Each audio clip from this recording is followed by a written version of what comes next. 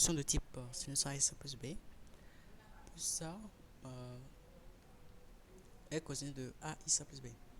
Avec A et B des réels, bien sûr.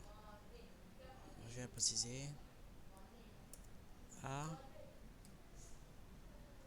Je vais prendre une couleur, notre couleur pour le préciser. A. Qu'est-ce que je fais? A.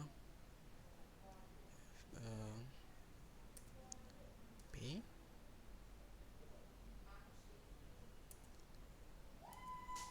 A et B appartient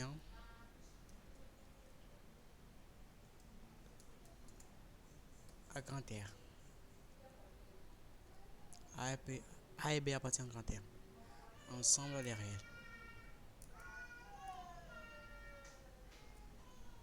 Bon, comment on va se procéder pour se dériver? Eh bien, pour dériver une fonction de ce type sinus AS plus B, c'est-à-dire le sinus contient une autre fonction à l'intérieur quoi. Ça dépend pas seulement de is mais AS plus B. Qu'est-ce qu'on fait? Euh, la dérivée de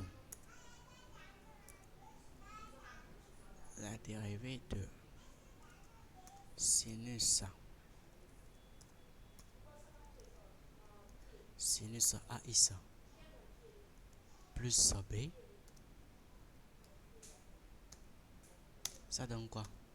Et bon, tu dérives ce qui est à l'intérieur, tu mets à l'avant et tu dérives la fonction sinus même. Je m'explique. C'est-à-dire, ça donne quoi? Ça donne A que dans la dérivée sinus dans la vidéo précédente, on a vu que la dérivée de sinus c'était quoi? C'était cosinus de is. Encore, on met cosinus de A is plus B. Si vous avez compris, j'espère. Hein? Et bon, qu'est-ce qu'on fait? On dérive la fonction qui est à l'intérieur. La fonction qui est à l'intérieur, là, on a dérivé. Je prends notre couleur. On a dérivé la fonction là. Ouais. On dérive, on met devant et on dérive la fonction sinus aussi. On dérive la fonction sinus aussi. Dans la précédente vidéo, on a vu que la dérivée de la fonction sinus c'était cosinus de ISA. Oui, on a vu ça dans la précédente vidéo. Oui, c'est ça. Que la dérivée de sinus de ISA c'est cosinus de ISA. Donc, c'est ça. On dérive ce qui est à l'intérieur de la fonction. Et on dérive la fonction même. Donc, si vous m'avez compris, qu'est-ce qu'on va donner la dérivée de cosinus de ISA? Alors, la dérivée de cosinus de AISA plus B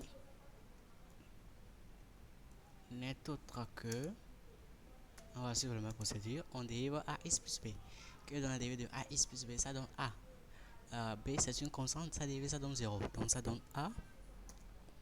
Que dans la dérivée de cosinus de ISA. Dans la précédente vidéo, on a vu que la dérivée de cosinus de ISA, c'est moins sinus de ISA. Donc, on va agir en moins ça. Donc, je vais mettre sinus de AISA plus B. Qu'est-ce que je fais? Et je mets un moins là. Un moins ici. Un moins. On ne va pas oublier le moins là. Oups. Voilà. C'est ça.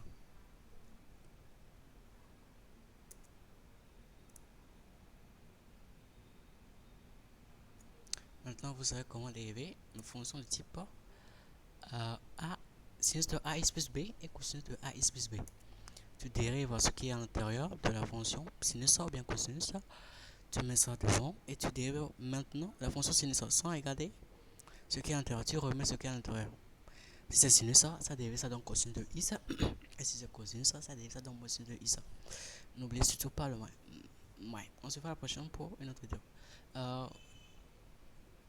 Ouais, si on dérive sinus de A plus B, maintenant que dans la dérivée d'une fonction, si par exemple la fonction qui est à l'intérieur n'est pas de type ax plus b. Mais une fonction par exemple x carré 2x x carré plus 2x, comment on fait? Donc on va noter ça u de x. Voilà u de x. Que dans la dérivée de ça. Et pareil pour cosinus de x aussi.